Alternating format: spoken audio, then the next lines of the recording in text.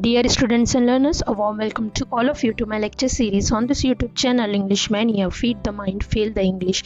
I am your digital teacher Professor Hina Kausar, and today's video lecture is about solution of question bank on the topic mind mapping. Mind mapping पे जो 5 questions आपको दिए हुए हैं आपके English के question bank में, जो कि SCERT ने 15 मार्च को पब्लिश किया था, तो उसके क्वेश्चन के आंसर हम आज इस वीडियो में देखेंगे। इंग्लिश एक्सप्लेनेशन इस वीडियो का ऑलरेडी अपलोड हुआ है, लेकिन कुछ स्टूडेंट्स ने मुझसे रिक्वेस्ट की है कि हिंदी में एक्सप्लेन की जाए ये वीडियो, उनके लिए ये वीडियो बनाई जा रही है। बिफोर स्टार्टिंग, शुरू करने से पहले हम देखते हैं कि माइंड मैपिंग जो है वो क्वेश्चन आपको बोर्ड एग्ज़ाम में क्वेश्चन नंबर 3, क्वेश्चन नंबर 2 के C में आएगा। क्वेश्चन नंबर 2 जो है उसके A में आपको अनसीन पैसेज रहेगा, और 2 के B में आपको summary of the unseen passage रहेगा, और C में आपको माइंड मैपिंग रहेगा।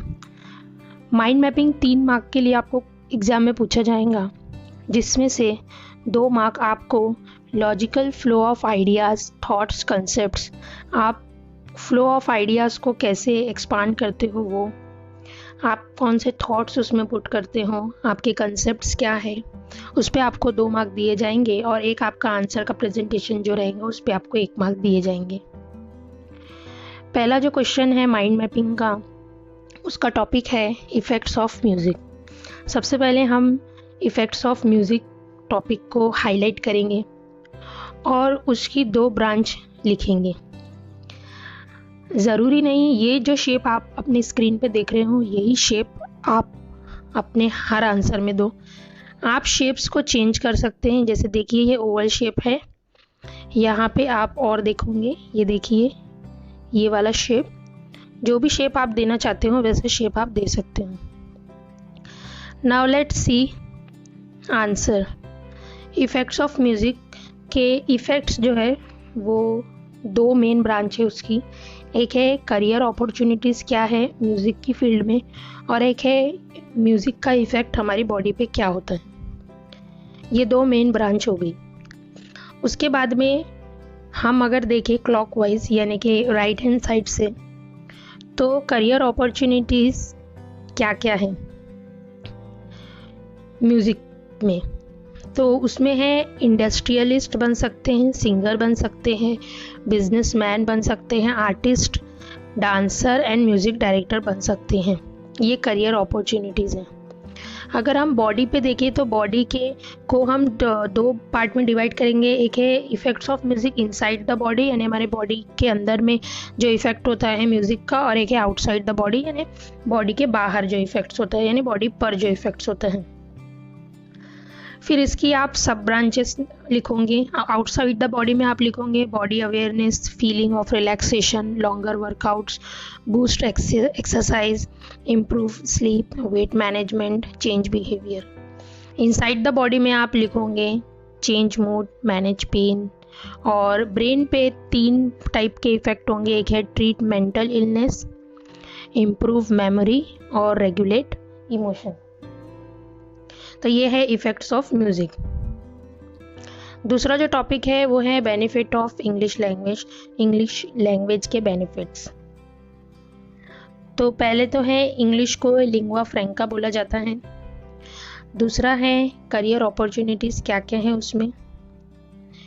थर्ड है मीडियम ऑफ कम्युनिकेशन, और 4th है एंटरटेनमेंट।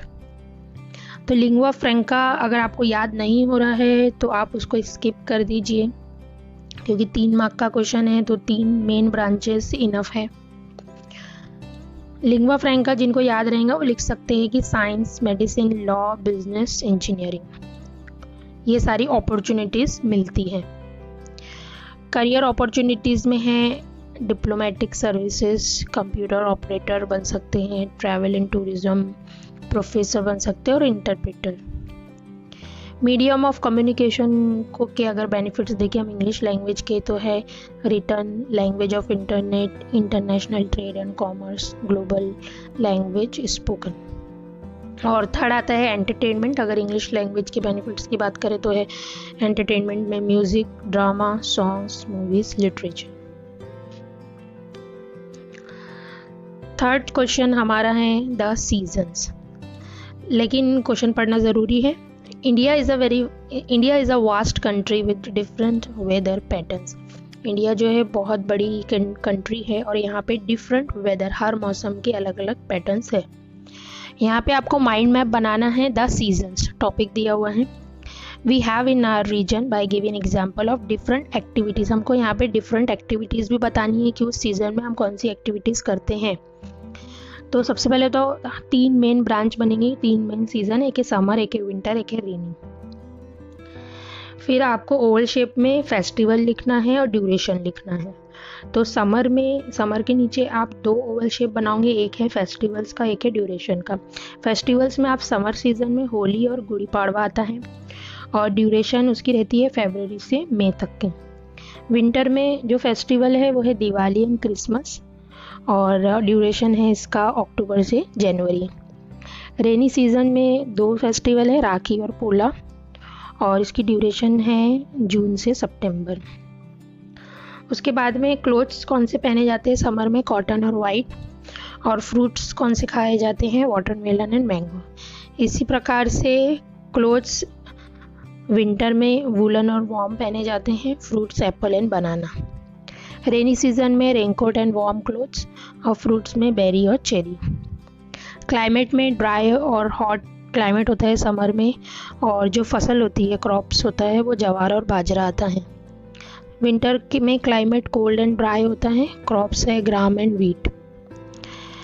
और लास्ट है रेनी में कूल और फ्रेश क्लाइमेट होता है और क्रॉप्स में है राइस एंड सनफ्लावर।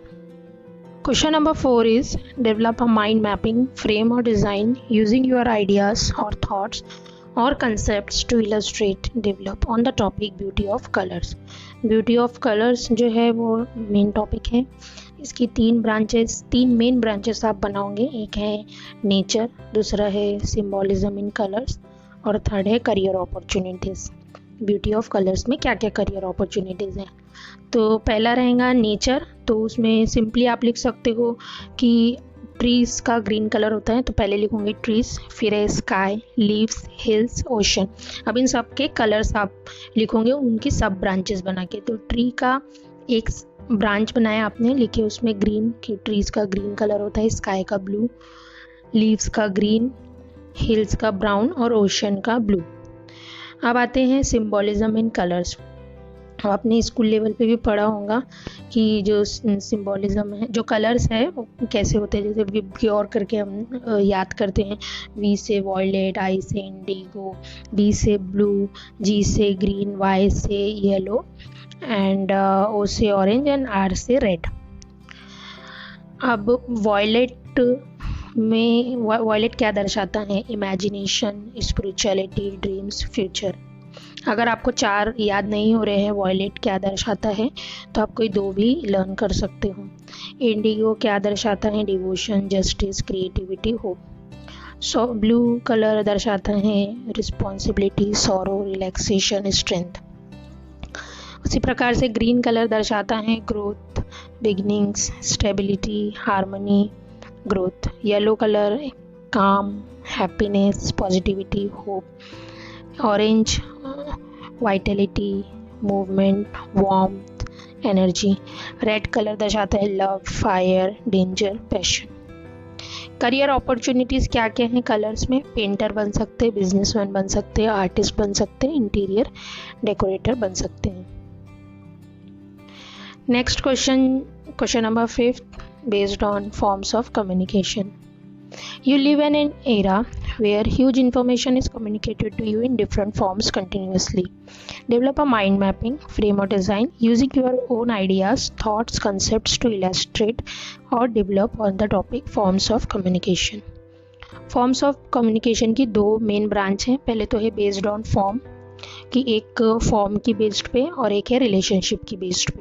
तो 2 उसके फॉर्म बनेंगे। बेस्ड ऑन फॉर्म में 2 टाइप के होते हैं, एक होता है वर्बल, एक है नॉन वर्बल। वर्बल यानी जिसमें शब्द हो, नॉन वर्बल उसका ऑपोजिट। नॉन वर्बल में किस टाइप की कम्युनिकेशन होती है, देखिए posture, touch, eye contact, hand movement, facial expression, ये हो गए नॉन वर्बल में। वर्बल दो टाइप की होती है, एक है ओरल और एक है रिटन कम्युनिकेशन। ओरल कम्युनिकेशन क्या क्या होती है, face to face communication, zoom, mobile, Skype, ये सारी ओरल कम्युनिकेशन है। रिटन में क्या होता है, ईमेल्स, लेटर्स, मेमोस, रिपोर्ट। अब रिलेशनशिप की बेस्ड पे अगर हम दो देखें तो एक होती है फॉर्मल, एक होती है इनफॉर्मल। अब फॉर्मल कम्युनिकेशन क्या होती है, जो मीटिंग्स में होती है, पब्लिकेशंस में होती है, डॉक्यूमेंट्स है, लीगल नोटिस में। और इनफॉर्मल कम्युनिकेशन में आएगा electronic mails, text messages to family, phone call with friend, personal conversation. तो ये हो गए फॉर्म्स ऑफ कम्युनिकेशन। बहुत से स्टूडेंट्स मुझसे ये क्वेश्चन पूछ रहे हैं कि मैम जो क्वेश्चन बैंक में क्वेश्चन है कि वही बोर्ड एग्ज़ाम में आएंगे क्या। तो मैं आपको ये बताना चाहती हूँ कि बोर्ड ने ऐसा कुछ भी नहीं कहा है कि ये क्वेश्चन बैंक आपको दिया जा रहा है तो आप इसको रट्टे मार लो और यही एग्ज़ाम में आएगा, ऐसा बिल्कुल भी नहीं है। वहाँ पे बाकायदा आपको इंस्ट्रक्शंस दिए हुए हैं कि इस टाइप के क्वेश्चन आपको बोर्ड एग्ज़ाम में पूछे जा सकते हैं, और अगर इसमें से कोई क्वेश्चन आया तो वो एक कोइंसिडेंस यानी वो एक इत्तेफाक होगा। और दूसरा SCERT ने ये भी मेंशन किया है कि रिजेम्बलेंस हो सकता है, मिलते जुलते क्वेश्चंस हो सकते हैं, लेकिन एग्जैक्टली यही क्वेश्चन आएंगे ऐसा कंफर्मेशन बोर्ड भी नहीं दे सकता आपको। तो ये जो क्वेश्चन बैंक है वो आपकी प्रैक्टिस पर्पस के लिए बनाया गया है। Thank you so much for watching this video. If you haven't subscribe the channel, please अभी सब्सक्राइब कर लीजिए चैनल को। और अगर आपको कोई भी क्यूरी है, कोई भी क्वेश्चन है, कोई भी डाउट है आपके 12th क्लास सिलेबस, एग्ज़ाम या किसी से भी रिलेटेड टू योर स्टडीज़, तो आप इस वीडियो के कमेंट बॉक्स में मुझसे वो क्वेश्चन पूछ सकते हो। Thank you so much.